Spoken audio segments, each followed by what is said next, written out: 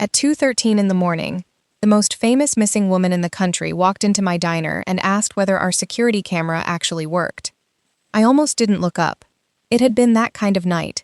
Sleet ticking against the windows, the highway outside empty in both directions, the neon bluebird over the door flickering on its bad wing, like it was thinking about giving up entirely. Roy the trucker had left 20 minutes earlier, and the cook had called in sick at 6, which meant I was alone behind the counter with a pot of coffee that had been reheated twice, and a pie case that held exactly one slice of cherry and half a coconut cream nobody wanted. The bell over the door rang. I looked up out of habit more than curiosity. She checked the parking lot before she let the door close behind her. That was the first thing I noticed, not her face, not yet, but the way her eyes moved across the gravel lot like she was counting cars that weren't there. She picked the booth in the back corner, the one where you can see both the front door and the little hallway that leads to the kitchen and the restrooms. She didn't take off her coat, even though the diner runs warm from the grill. "Does that camera record continuously?" she asked, nodding toward the ancient thing bolted above the register, the one June says has been broken since the Clinton administration, and I've never had the energy to argue with. "It's more decorative than anything," I said. "Coffee? Please." She had a voice like she was used to people doing what she said, but she said please anyway, which struck me as odd even before I understood why. I brought the pot over, and that was when I actually looked at her, really looked, the way you do when someone's face doesn't match anything ordinary about the rest of them. She was pale in the way of someone who hadn't been eating or sleeping right, with a cut over one eyebrow that had healed wrong, half scabbed and pink at the edges. Her coat was good, real wool, the kind of coat that costs more than my car, but it was torn at one pocket and stained dark along the hem. Her shoes were soaked through. Her hands, when she wrapped them around the coffee cup, were shaking slightly, and she held them there like the warmth was the only thing keeping her upright. Up close, there was a scent to her I couldn't place at first, something cold and clean underneath the wet wool smell of the coat, like a stone left out after the sun goes down, rosemary crushed between two fingers, a bitterness at the edge of it like unsweetened cocoa. I'd waited on plenty of alphas before. None of them had ever made the hair on my arms stand up just by sitting quietly in a booth. "Long night?" I asked, because it was easier than asking any of the real questions crowding behind it. "Long several months," she said, and there was something in the flatness of it that made me not push further. Not yet. She glanced at the window, at the parking lot beyond the sleet, at the door, at the hallway to the kitchen, cataloging exits the way some people catalog small talk. Her gaze kept sliding back to the road like she expected it to produce something before she was ready for it. "Something warm," she said, when I asked what she wanted to eat. "Whatever's cheap and takes the least time." I made her grilled cheese and tomato soup, because that's what we always tell people who look like the world has been unkind to them lately. And while I stood at the grill, I kept sneaking looks at her, because something about her face was scratching at a memory I couldn't place. It wasn't until I turned to grab napkins that I saw the flyer taped to the wall by the hallway to the bathroom, the one June had put up months ago, the one I'd stopped seeing because I walked past it 40 times a night. "Missing," it said, in letters that had faded from black to gray. A woman's face, professionally photographed, smiling the practiced smile of someone who has been photographed her whole life. Celeste Arden, 28 years old. No, 34, I corrected myself. The age had been wrong in early reports. I remembered that now from the news. Last seen leaving a charity gala 7 months ago. Her car found abandoned near the coast. Blood on the steering wheel. No body. I looked back at the woman in booth 6, and my stomach dropped somewhere around my knees. She was thinner than the photograph. Her hair, which had been long and glossy in every picture I'd ever seen, was cut short and uneven, like she'd done it herself with kitchen scissors and no mirror. But it was her. The cheekbones were the same, the particular tilt of her head when she was listening for something. She caught me staring at the flyer, then at her, then at the flyer again, and something in her face went very still and very tired, like she'd been waiting for this exact moment to happen in exactly this way for 7 months, and was almost relieved it had finally arrived. "Please don't call anyone," she said quietly. "You've been missing for 7 months," I said, because it was the only thing my brain could produce. I know. People think you're dead. That was useful, she said, and there was something almost wry in it, some dark private joke she wasn't going to explain. I set the coffee pot down because my hand had started to shake a little too. Is someone hurting you? Do I need to? I need you to not do anything for about 30 seconds, she said, and there was an edge of real fear under the calm now, the first crack in whatever composure she'd walked in with. Please. I didn't call anyone. I want to be honest about why, because it wasn't romantic, and it wasn't heroic. It was that she'd said please twice to a stranger in a diner at 2 a.m, and somewhere under the fear in her voice was something that sounded like a person who had spent a very long time being told what to do by people who never once asked her opinion. I know that sound. I heard it in my grandmother's voice in her last year, when the nurses started talking about her instead of to her. That's when the headlights swept across the parking lot. A black SUV, the kind that costs more than the diner's annual revenue, pulled in slow and deliberate, like the driver was already sure of what they'd find. Celeste's whole body changed, not dramatically. She didn't jump, didn't gasp, but her fingers went white around the coffee cup, and the air around her seemed to thicken, the way the sky does right before a storm actually breaks. I'd read about alpha scent before, in the vague way everyone does, but I'd never felt it change like that, sharp and cold, like stone after the sun goes down. Is there a back door? She said. Not a question. A last resort, dressed as a question. I looked at her, at the SUV idling in the lot, at 2 women in dark, tactical-looking jackets, stepping out of it with the unhurried confidence of people who did this for a living. Are the people out there trying to save you? I asked. Or find you? Something moved behind her eyes, surprise, maybe, that I'd asked the right question instead of the obvious one. I stopped knowing the difference months ago, she said. I reached over and flipped the switch under the counter that kills the neon sign. I locked the front door. I told her to move, now, quietly, and I walked her back through the kitchen, past the grill and the walk-in and the mop sink, and I put her in the little alcove behind the dry storage, where June keeps extra folding chairs, and I told her not to make a sound, no matter what she heard. Then I went back out front and unlocked the door, because a locked door at a diner that's supposed to be open all night looks worse than an open one. The 2 women who came in were polite in the particular way that professional people are polite when they're used to being obeyed. They said they were private investigators, hired by a family that had lost a vulnerable relative, an alpha with a medical condition who might not know she needed help. They had a photo on a tablet, Celeste's face, glossier and younger looking than the flyer. They asked if I'd seen her. I told them no. I told them it had been a slow night, just me and a trucker who'd left an hour ago. One of them asked to see the security footage.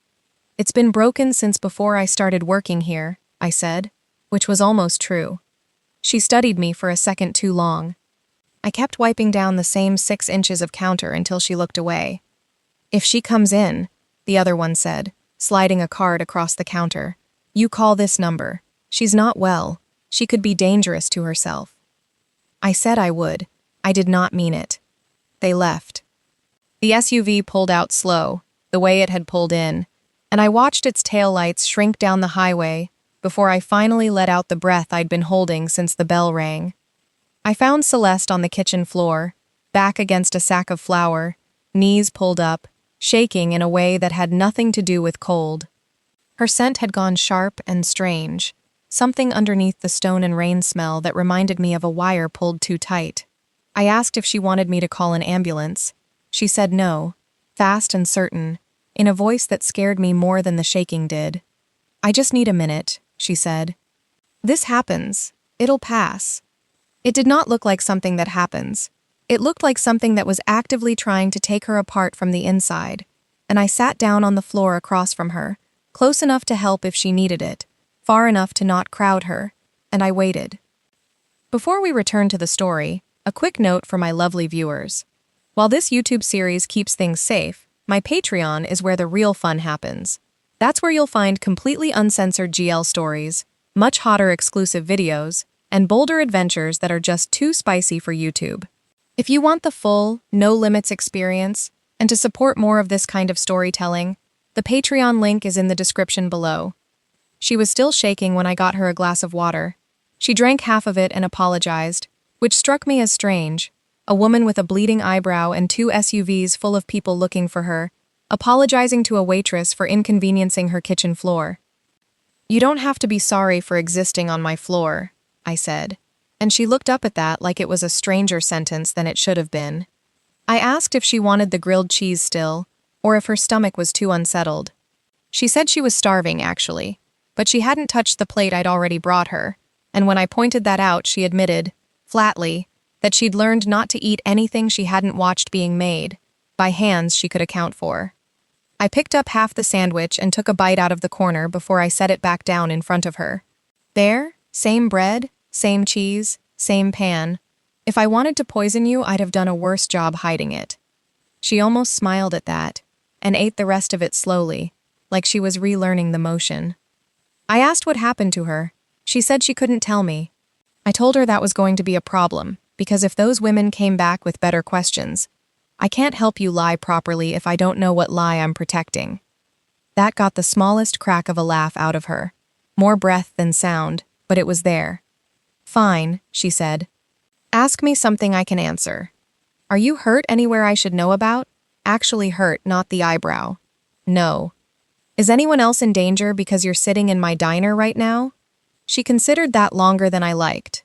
Possibly, not tonight. "That's not a comforting possibly. It's the honest one," she said, and I decided, sitting there with a woman the whole country believed was dead, that I would rather have her honest possibly than anyone else's easy lie. She told me pieces, not the whole thing. Her family was involved. The police couldn't be trusted. Not the local kind or the kind with badges from 3 counties over. She needed to get to a place 90 miles east before sunrise, somewhere she'd left things she needed. Her car, not the SUV, her own car, had been abandoned miles back after it started making noises she didn't trust. I told her I'd drive her. She refused, said she didn't want to involve anyone else, that involvement was dangerous, that I had no idea what I was agreeing to. "You made that decision for me the second you walked through my door," I said. "I'm already involved." She looked at me like she was recalculating something. Then she nodded. Once, and I went and got my keys, and before we left, I pulled the memory card out of the ancient camera above the register, the one that, despite what I'd told the tactical jacket women, did occasionally catch something on the nights the wiring felt like cooperating. I didn't know yet why I wanted proof that she'd walked in on her own, unescorted, unafraid of me. I just knew I wanted it. My car is a 15-year-old hatchback named Clementine, a name my grandmother gave her, and that I've never had the heart to retire, and Celeste eyed her with the wary respect of someone assessing an unfamiliar horse. "That sound," she said, 20 minutes into the drive as Clementine made her particular groan going up a grade, "is your timing belt. Don't insult my car." I'm not insulting her. I'm diagnosing her. She's sensitive. Celeste almost smiled. It came and went so fast I might have imagined it, except I didn't, because I spent the rest of the drive watching for it to happen again. We stopped at an all-night gas station for coffee and gas, and she went rigid at the register when she saw her own face on the cover of a tabloid magazine in the rack. Missing Heiress, 7 months and counting, over a photo from some gala with her hair perfect and her smile professional. She turned it face down without a word, then noticed the clerk watching and turned it back up again, casual, like she was just straightening the rack. "You're good at that," I said quietly, once we were back outside. "At what?" "Making yourself small without looking like you're trying. It's a skill you develop," she said, "when the alternative is people asking whether you're really her." She said it without self-pity, the way you'd describe a chore. I didn't know what to do with the flash of anger it put in my chest, so I bought her a knitted hat from the spinner rack by the door, mustard yellow with a pom-pom, because it was the ugliest thing I could find, and because it hid what was left of her hair. "This color is offensive," she said. "You're welcome." "I mean it. It's the color of a traffic cone that gave up." "There was a worse one," I said, and went back and bought that one too, a violent orange and brown stripe, and held it up until she actually laughed, a short, surprised bark of a sound, like she hadn't expected her own body to still be capable of it. She wore the mustard one out to the car and left the striped one folded on the dash.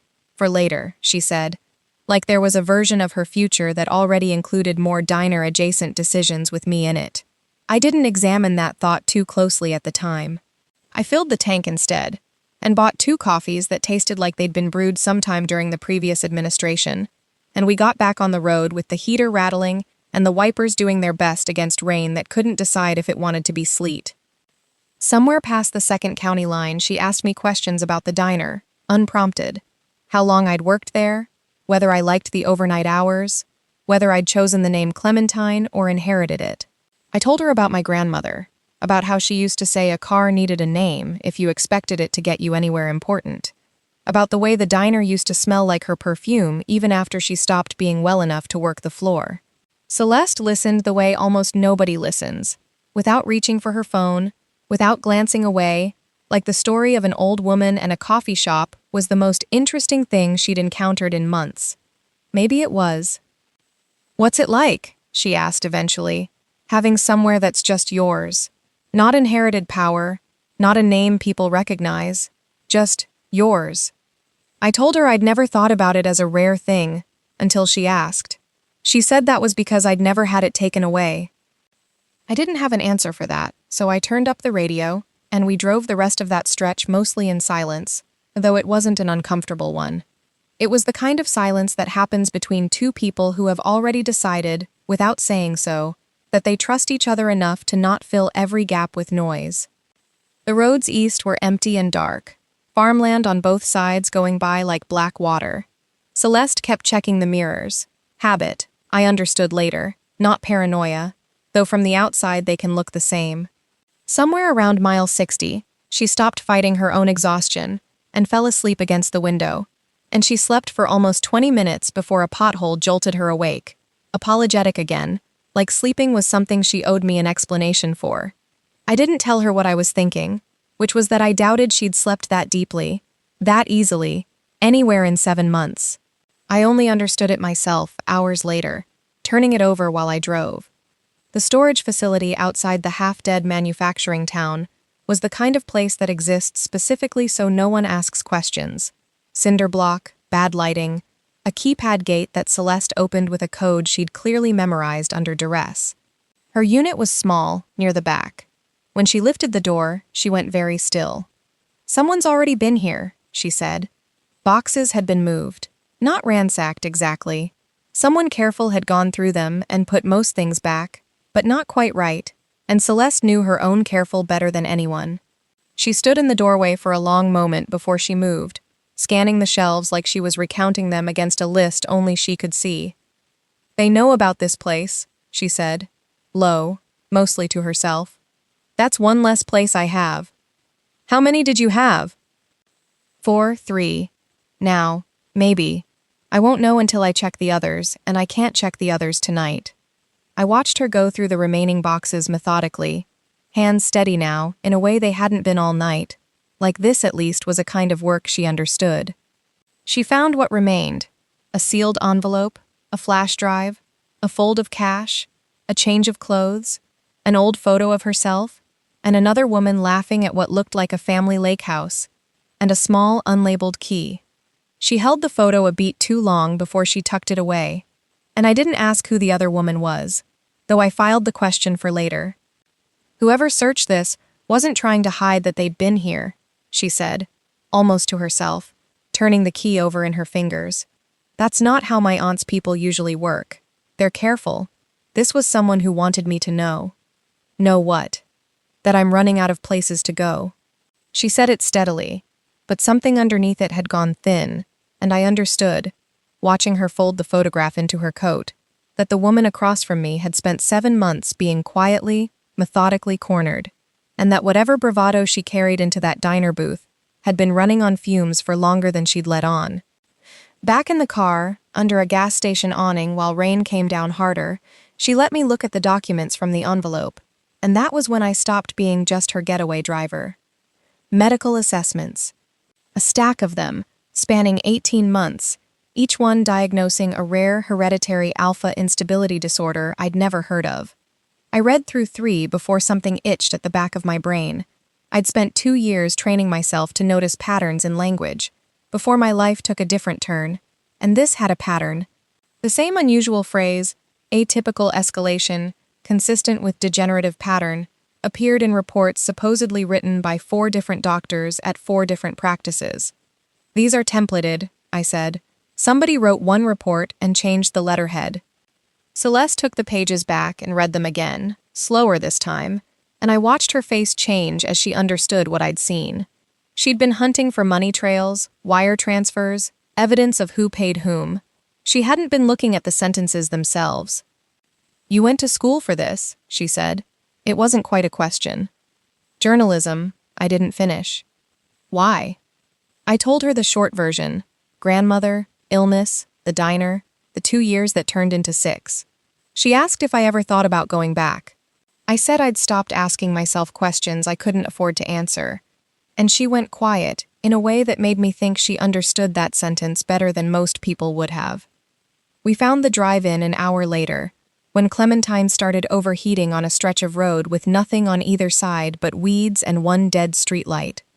It had been closed for years, a cracked screen leaning against the sky, speaker posts poking up out of the grass like tombstones for cars that used to park there. While the engine cooled, Celeste's hands started shaking again, worse this time, and she walked several yards away and told me, in a voice gone tight with effort, to stay by the car. I didn't leave her, but I didn't crowd her either. I sat on Clementine's hood and asked, from a distance, what usually helped. "Scent neutral medication," she said. "I don't have any left." "Would an omega's scent help?"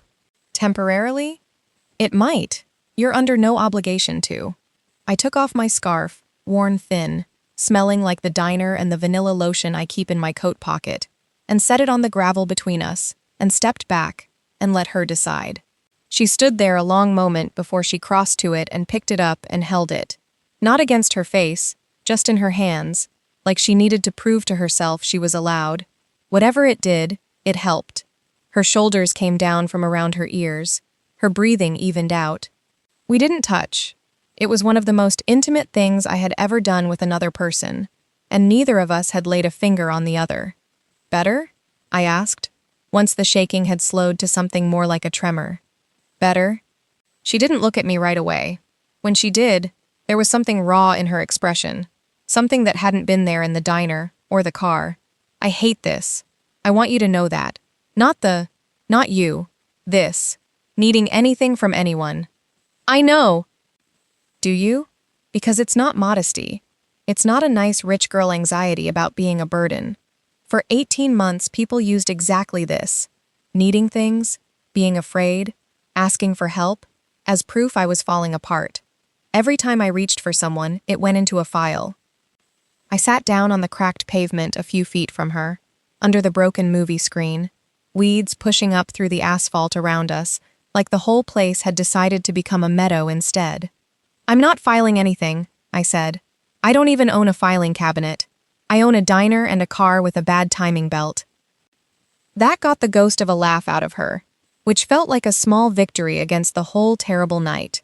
"You didn't have to give me this," she said, meaning the scarf, meaning the distance she'd asked for and gotten without argument, meaning, I think, the last several hours in general.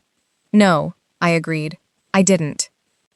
We stayed there until the engine cooled enough to drive, her a few feet away with my scarf held loosely in both hands, me watching the cracked screen and the dead speaker posts, and thinking that somewhere in the last 12 hours, I had stopped being a woman who'd gotten pulled into someone else's emergency and started being someone who'd chosen, deliberately, to stay in it.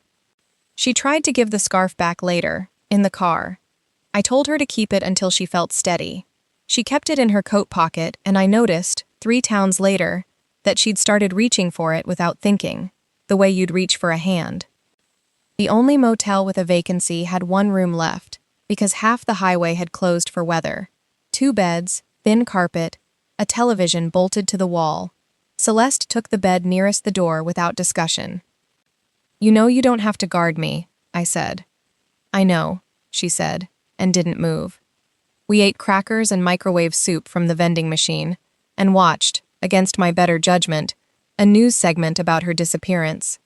Her aunt appeared on screen, Vivian Arden, elegant and devastated, asking her niece to please come home. "We just want to know you're safe," the tears looking real even through a motel television's terrible reception. "Does she love you?" I asked. "Yes," Celeste said, without hesitation, and that surprised me more than anything else that night. She explained, haltingly, that Vivian had practically raised her after her mother died, that they'd been close in the specific, complicated way family can be close, even when it's also breaking your bones from the inside.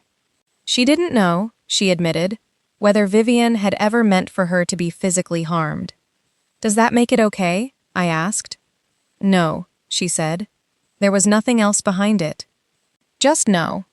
Before that, though, we lay in the dark in our separate beds for a long while without sleeping, the television off, rain ticking against the window in a rhythm almost identical to the one back at the diner, like the whole state was crying the same way. "Can I ask you something?" I said into the dark, "and you don't have to answer if it's a lie you're still protecting. You can ask. Are you scared of her? Vivian?" The silence went on long enough that I thought she'd decided not to answer after all. "I'm scared of what she's capable of believing about herself," she said finally. "That's worse than being scared of her, I think. She's not a villain in her own story. She's the woman who gave up 30 years to keep my father's company alive, and I'm the girl who got to inherit the reward for none of the work. In her head, what she did might even look like justice. Does that make it less dangerous?" "No," she said. "It makes it more dangerous. People who believe they're righteous don't stop." I woke near dawn from a nightmare about my grandmother's last week. The hospital smell, the machines. I hadn't had that dream in over a year, and I didn't understand why it chose that night to come back, except that maybe some part of me recognized, in Celeste, someone else who'd learned to be afraid of losing people. Celeste didn't touch me. She asked, quietly, if I wanted company, and when I said yes, she sat on the floor beside my bed until the sky started to lighten, and we talked about nothing important. And it was the first time I told her something true about myself that wasn't strategic or useful, just true. That I still set 2 coffee mugs out some mornings out of habit before I remembered my grandmother wasn't going to walk in and claim hers. That I hadn't told anyone that, not even June. "I still do something like that," Celeste admitted. "I keep 2 seats booked whenever I fly. Habit from before. I haven't flown anywhere in 7 months, and I still catch myself doing the math." We didn't solve anything that night.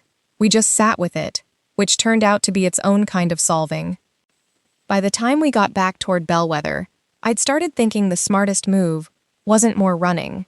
It was hiding in the last place anyone would look for the most famous missing woman in the country, behind a diner counter in a town nobody outside a 100-mile radius could find on a map.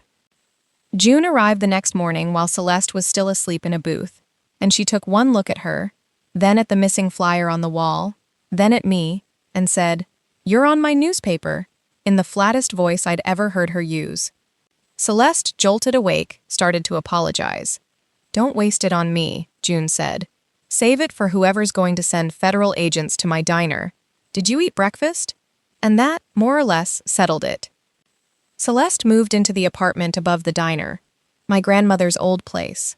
Floral wallpaper gone soft with age, mismatched furniture, boxes of photographs June and I had never gotten around to sorting, a narrow balcony that looked out over the highway. It wasn't glamorous. Celeste didn't seem to mind. She started coming down during the overnight hours to help, badly. She couldn't work the coffee machine, which requires a very specific act of violence against the handle. She folded napkins with an almost frightening precision. She learned Roy's order: black coffee, 2 eggs over hard, wheat toast dry, within a week, and delivered it to him with the same composure she probably once used to close $100 million deals. A different trucker flirted with me one night, harmless and easy, the kind of thing that happens 50 times a year and means nothing. Celeste went quiet and pointed for the rest of his visit, refilling his coffee with just slightly too much force, and I caught her at it and started laughing, and she had the grace to look embarrassed. "That was nothing," I said. I'm aware, she said. I didn't like it regardless. You're allowed to not like things. You're not allowed to intimidate my regulars. I did no such thing.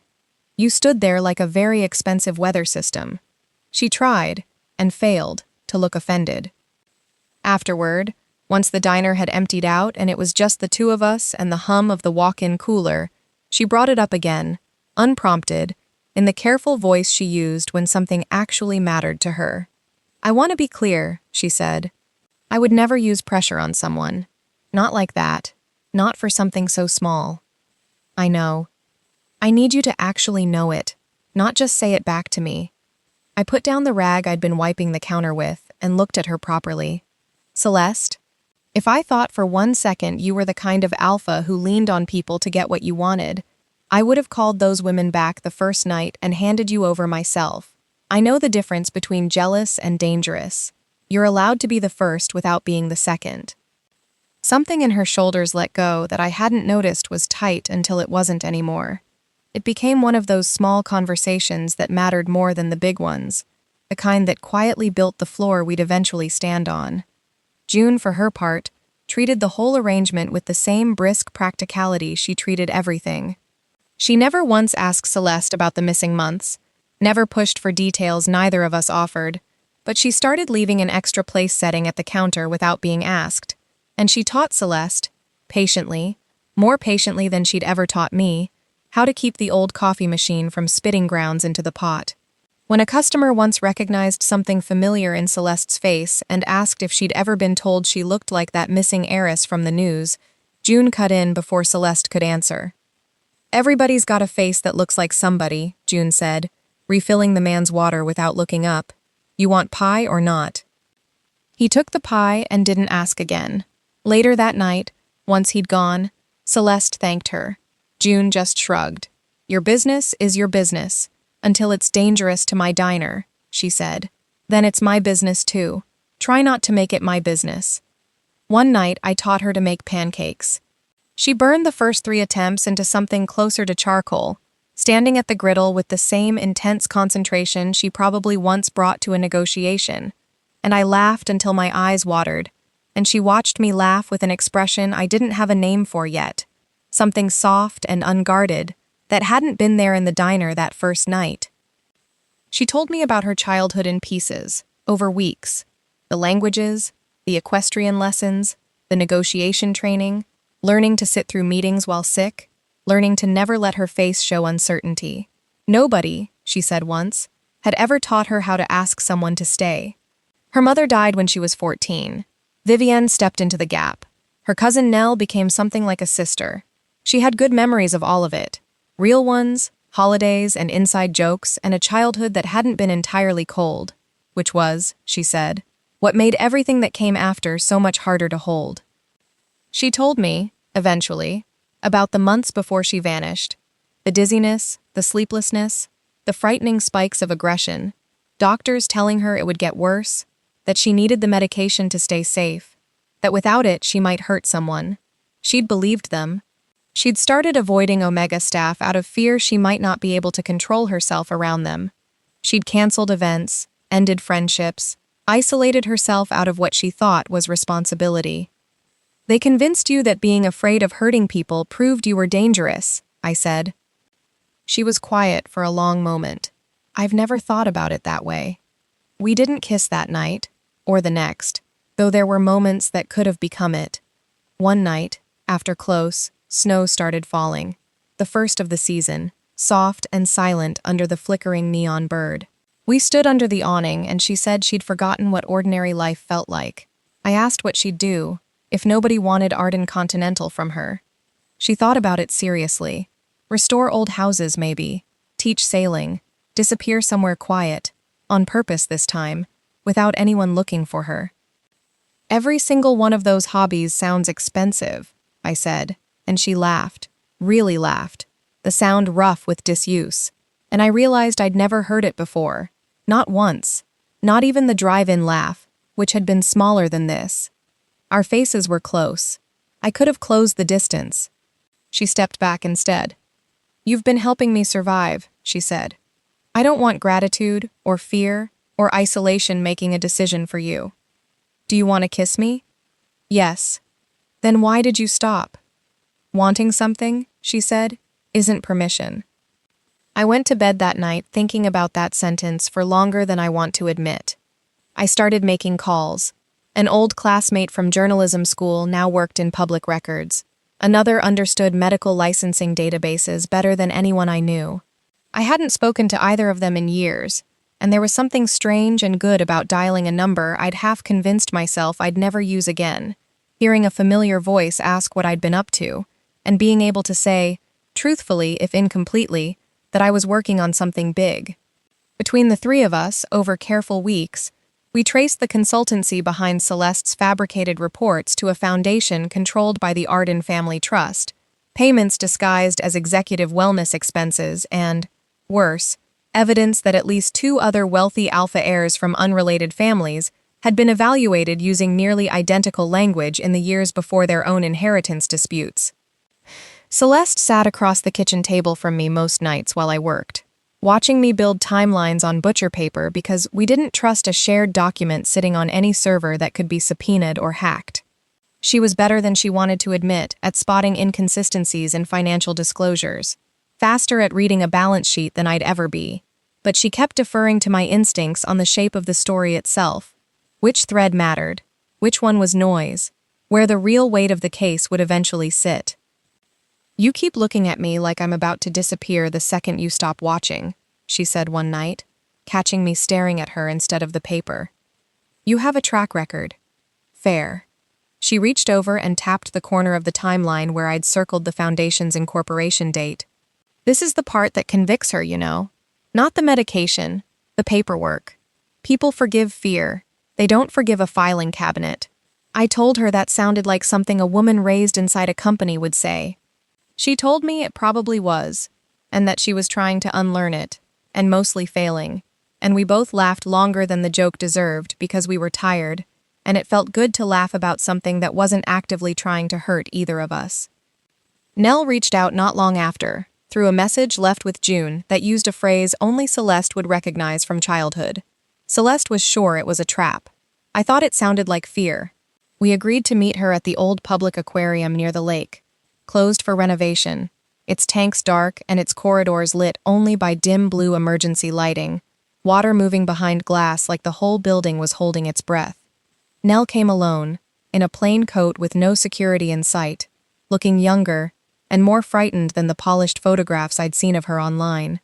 She stopped a few feet from us, hands shoved in her pockets, and for a moment nobody said anything at all, just the slow churn of water behind the glass, and somewhere overhead, the hum of an emergency light doing its job. You cut your hair, Nell said finally, to Celeste, like it was the only safe thing she could think to say. You noticed? I notice everything about you. I always have. Her voice cracked slightly on that, and she pressed her lips together like she was furious at herself for it. Celeste wouldn't embrace her, and Nell absorbed that without argument, though it clearly cost her something. She told us Vivienne's behavior had gotten worse since the disappearance, that a petition to have Celeste declared permanently incompetent had already been drafted, ready to file the moment Celeste's 35th birthday passed without her surfacing. Once granted, it would be almost impossible to undo. She talks about you like you're already gone, Nell said.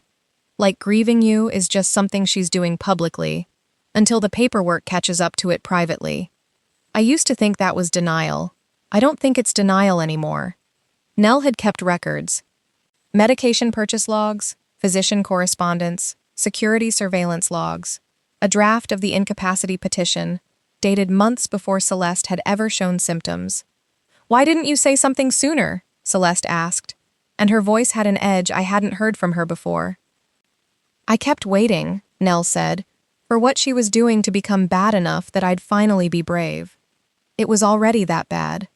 I know that now. Nell's eyes were wet, but she didn't wipe at them, like she thought she hadn't earned the comfort of the gesture. I told myself I was protecting the company, protecting the family. I think I was just protecting myself from what it would mean to be the daughter who turned her mother in. And now? Now I'm not protecting anything, Nell said. I'm just tired of being complicit quietly. She handed over a flash drive of her own. Medication purchase logs, physician correspondence, security surveillance records, the kind of evidence that takes real nerve to have kept, real nerve to hand over. I watched Celeste hold it, like it weighed more than its size suggested, which, in every way that mattered, it did. Nell didn't ask for forgiveness. I noticed that, and respected her a little for it, even through my own wariness on Celeste's behalf. She just said she'd testify if it came to that, and that she understood if Celeste never fully trusted her again, and that she'd rather live with that than keep living with the alternative. Before we left, she gave Celeste the purpose of the unlabeled key, an archival deposit box that had belonged to her father, one Vivian didn't know existed. Celeste came apart that night, back in the apartment above the diner, quietly and then not quietly at all. Grief for her aunt, her cousin, her father's legacy, her own certainty about her own mind. I sat with her. I took her hand. She leaned into my shoulder, and we stayed like that a long time. "If I kiss you tonight," she said eventually, "tomorrow, I'll wonder if grief asked instead of me." "Then don't kiss me tonight," I said. 3 days later, on a quiet morning, with nothing wrong in either of our lives for once, I kissed her first. I made sure she knew that's what was happening. She asked if I was sure. I said yes, and I meant it more than I'd meant almost anything, and the kiss itself was warm and unhurried, and ended in both of us laughing, nervous and relieved, foreheads pressed together in the kitchen light. Not long after, an email arrived from my old university, a re-entry scholarship for adult students who'd left due to caregiving, and a former professor had put my name forward without asking. My first instinct was to delete it. Celeste gently suggested I think about it. I got angrier than the moment deserved, told her she didn't get to decide what my life should become just because she couldn't imagine anyone choosing a diner on purpose. She didn't argue back. She said she loved the diner, that it wasn't about the diner at all. She'd just noticed the way my whole face changed when I was working out a pattern in a stack of papers, and she'd wanted, for one reckless second, to say something about it. She apologized. She never brought the scholarship up again, and she meant it. Weeks passed, and she let the silence hold until I broke it myself, on my own schedule, by applying. The box from Celeste's father held no magic confession, just old amendments, letters, a recording made near the end of his illness. In it, he admitted knowing Vivian resented the structure that would leave Celeste in ultimate control.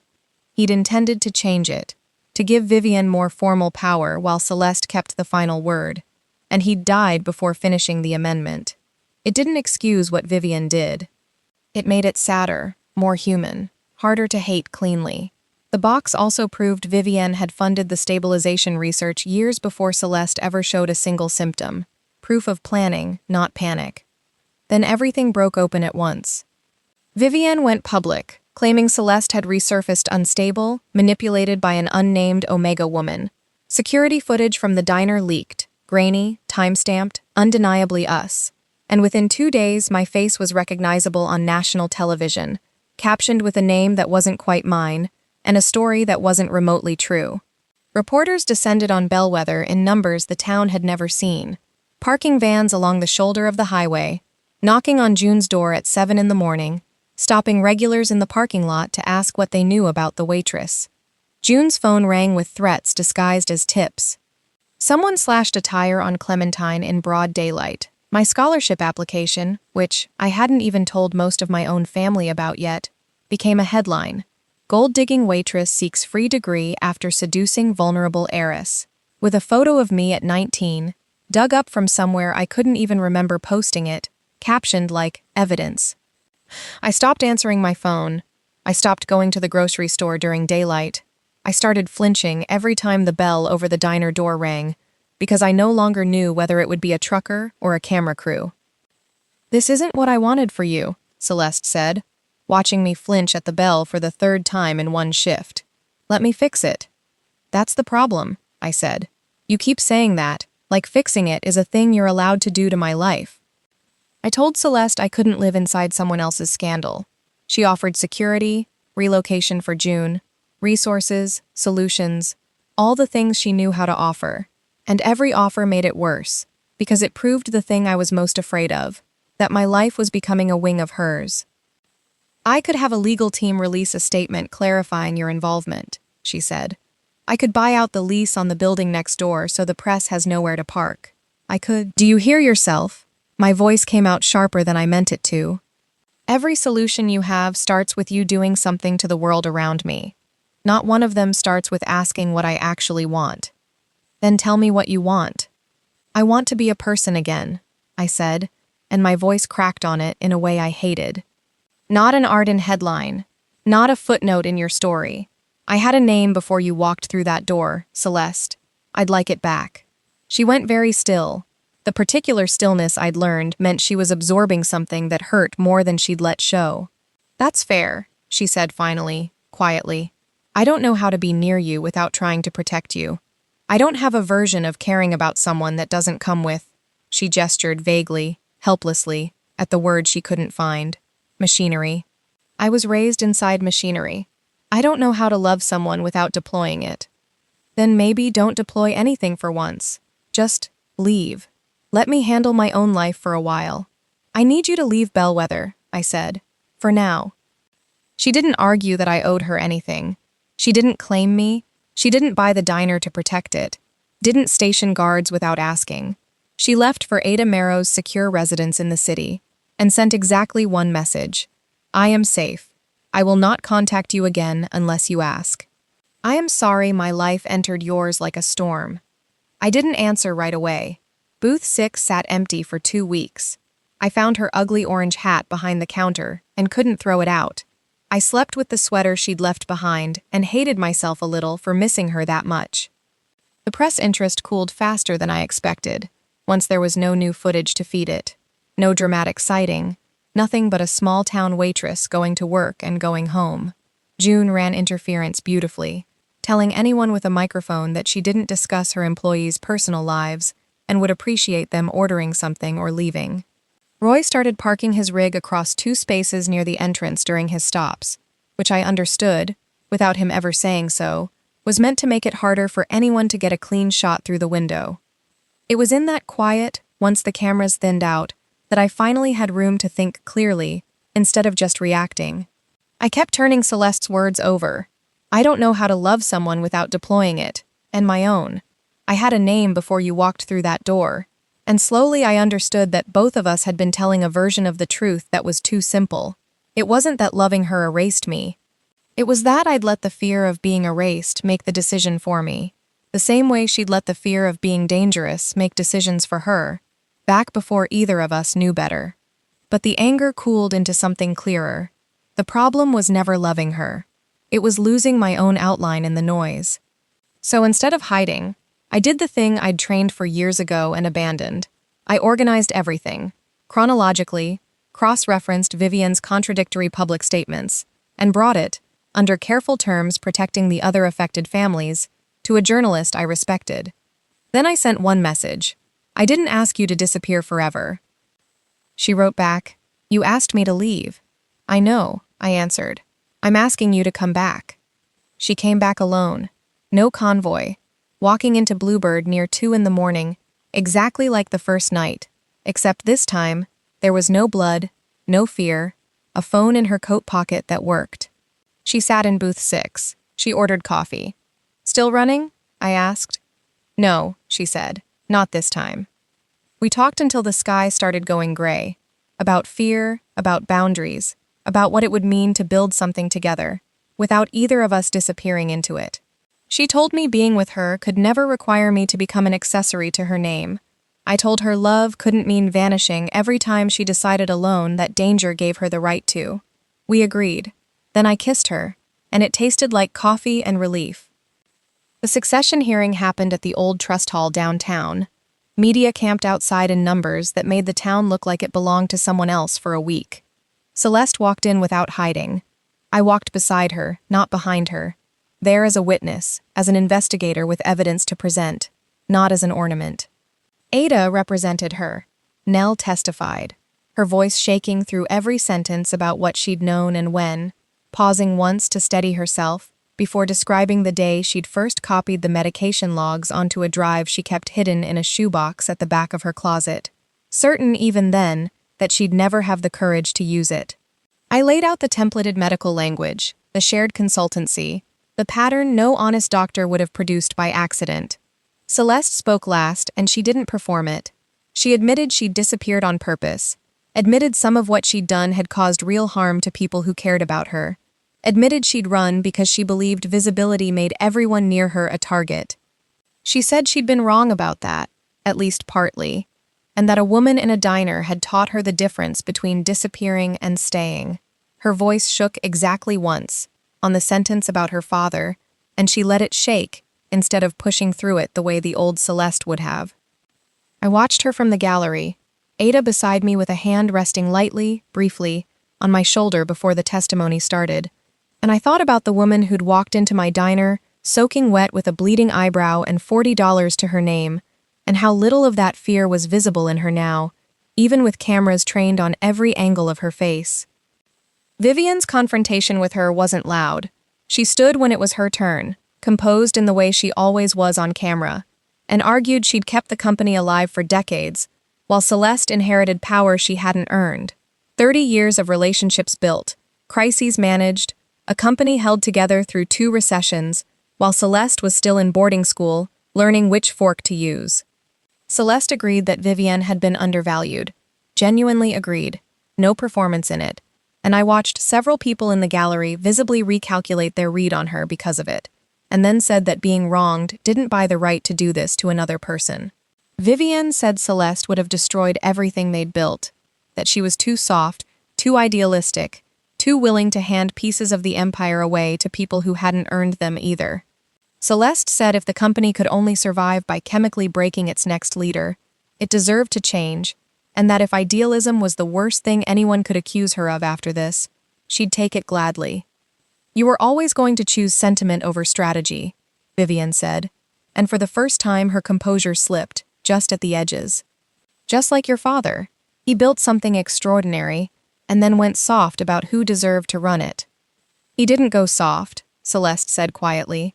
He just ran out of time to fix what he already knew was unfair. That's not the same thing, and you know it, because you read the same letters I did. Vivian didn't have an answer for that. It was the only moment in the entire hearing where she looked, for a fraction of a second, like the Aunt Celeste remembered, instead of the trustee she'd become. The evidence didn't rest on a confession. It didn't need one. Funding records, the predated petition, illegal surveillance logs, the leaked reports, Nell's preserved correspondence. It was already more than enough. Vivian would face both criminal and civil consequences neither of us needed to watch unfold in that room. Celeste didn't walk away from the company. She restructured it instead. Independent medical privacy protections, real oversight outside the family, rules preventing family-appointed doctors from ever again controlling a succession evaluation, formal power for directors who weren't Ardens by blood. Nell was offered a chance to earn a role back, not handed one. Celeste didn't move back into the family estate right away. She said she needed time to find out who she was, without the name doing the talking for her. I finished my degree through a hybrid program that let me stay close to Bellwether, cut my diner shifts down instead of quitting entirely, and started freelancing for a publication focused on medical and designation rights. My first real piece was about institutional misuse of designation medicine. Thorough, sourced, careful. And it never mentioned a word about my own life. Because Celeste asked for nothing, and I gave her that boundary anyway. The year after wasn't a montage. It was ordinary, which was the whole point. Celeste worked a Saturday morning shift at Bluebird once, and nearly came undone trying to keep track of 6 breakfast orders at the same time, and June laughed so hard she had to sit down. I visited the Arden estate and found it unbearably quiet, all that space with nobody in it. Celeste asked which room I liked instead of assigning me one, and I picked the smallest, sunniest room in the house and turned it into somewhere to write. She kept my ugly scarf locked in a safe until I told her that was ridiculous, that sentimental things are for using, not archiving, and she took it out and wore it in public after that, badly matched with everything. She met my classmates and was terrible, on purpose or not, at pretending she wasn't intimidating. She answered a casual question about her weekend with an answer so precise and so accidentally impressive that the whole study group went quiet for a full 10 seconds before someone asked her to please never do that again. I went to a formal charity event in a dress I picked myself, plain and blue and nothing like the designer gowns in the photographs from her old life. And she asked, quietly, before she put her hand at my waist in front of a room full of cameras, and I leaned into it because I wanted to, not because anyone expected me to. A reporter asked her, on the way in, whether it was strange dating someone so far outside her world. Celeste said the strangest part of her old world was how small it had made everything else look, and that she'd rather stand next to someone real than perform beside someone impressive, and then she steered me firmly toward the bar before the reporter could ask a follow-up. Months later, she went through a rut cycle for the first time since we'd been together, and she chose distance and medical management on her own, without me asking her to, until I told her, explicitly, deliberately, that I wanted to stay. We managed it with scent and patience and conversation, nothing more than that, and it proved something to both of us, that neither medicine nor money ever could have. There were harder days folded into that year too, and I don't want to pretend otherwise. Celeste had a bad week in the spring, when a journalist who wasn't me printed something cruel and half-true about her months in hiding, and she went quiet for 4 days in a way that frightened me until I understood it wasn't withdrawal from me, just an old habit of disappearing into herself when the world got too loud. I learned to sit with that instead of fixing it, the way she'd once sat with me on a motel floor without touching. I had a hard week of my own in early summer, when a professor questioned, gently but pointedly, whether I was serious about the program or just using it as a hobby to fill the space between headlines, and I came home furious and scared that he was right, that I'd spent 6 years telling myself a story about missed chances instead of admitting I was afraid of trying and failing at the thing I actually wanted. Celeste didn't offer to call the university.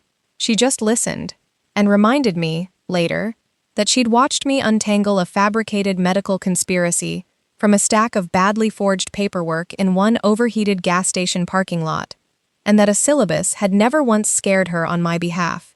We talked about bonding slowly, the way we talked about everything, over months instead of one big conversation. She assumed, at first, that I might never want one, and told me she'd accept that. I told her I didn't oppose bonding. I opposed what people assumed it meant, that an omega bonding into a name gave up her own. Then we don't do it that way, she said. I kept my name, my finances, my work. My things stayed mine on paper, and in fact, when the bond happened, it happened on a calm, ordinary evening. Both of us clear-headed and sure. Nothing hurried about it. Permission asked and given. Hands, quiet laughter, a few tears neither of us bothered hiding. Celeste nervous in a way I'd never once seen her be in a boardroom or a courthouse, asking instead of taking, and me choosing her on purpose, wide awake. A year almost to the day after she first walked through the door, June finally got the neon bluebird's bad wing fixed, and it glowed whole for the first time since before I started working there. I was covering an occasional night shift, another waitress out sick, and near 2 a.m. the diner sat nearly empty, rainlight against the glass instead of sleet this time. The bell rang. The door opened. Celeste walked in alone. No blood this time. No investigators trailing headlights across the lot. A phone that worked, sitting untouched in her coat pocket, because for once, nobody needed to reach her urgently. She was wearing the ridiculous orange hat, pom-poms slightly crushed from being stuffed in a coat pocket, and she looked, for the first time since the night I met her, entirely unhurried. She sat in booth 6. I brought her coffee without being asked. "I have something to ask you," she said. "You're going to have to get in line," I said, nodding at the 2 truckers in the corner booth, and she rolled her eyes in a way that would have looked, to anyone who'd only ever seen her photographed at galas, entirely unlike Celeste Arden. She reached into her coat and set something small on the table between us. Not a grand production, no ring box with a spotlight, just a plain ring resting on the scratched formica, next to a cup of coffee already going cold. She told me marriage wouldn't undo anything we'd built, Not my name, not my work, not the sunny room or the byline, or the years she still had left to figure out who she was without a company doing the introducing for her. She said the first time she'd walked through that door, she'd been looking for a place where no one could find her. She kept coming back, she said, because it had turned out to be the first place anyone had ever actually seen her. I let her wait exactly as long as it took me to top off Roy's coffee 3 booths over, mostly because I could, and because the look on her face while she waited was worth every second. Then I sat down across from her in booth 6, under a bluebird that finally worked all the way through, on a highway that had watched us leave a dozen times and always, somehow, brought us back. And I said yes, not because she needed rescuing anymore, and not because I did either, but because somewhere between a diner floor and a courthouse and a small sunny room, we'd spent a whole year quietly teaching each other how to stay. Roy, 3 booths over, raised his coffee cup in our direction without asking a single question, because some things in Bellwether you just knew not to interrupt. The rain kept falling, softer now, and the neon bird kept its full, steady glow above the highway, and neither one of us was going anywhere.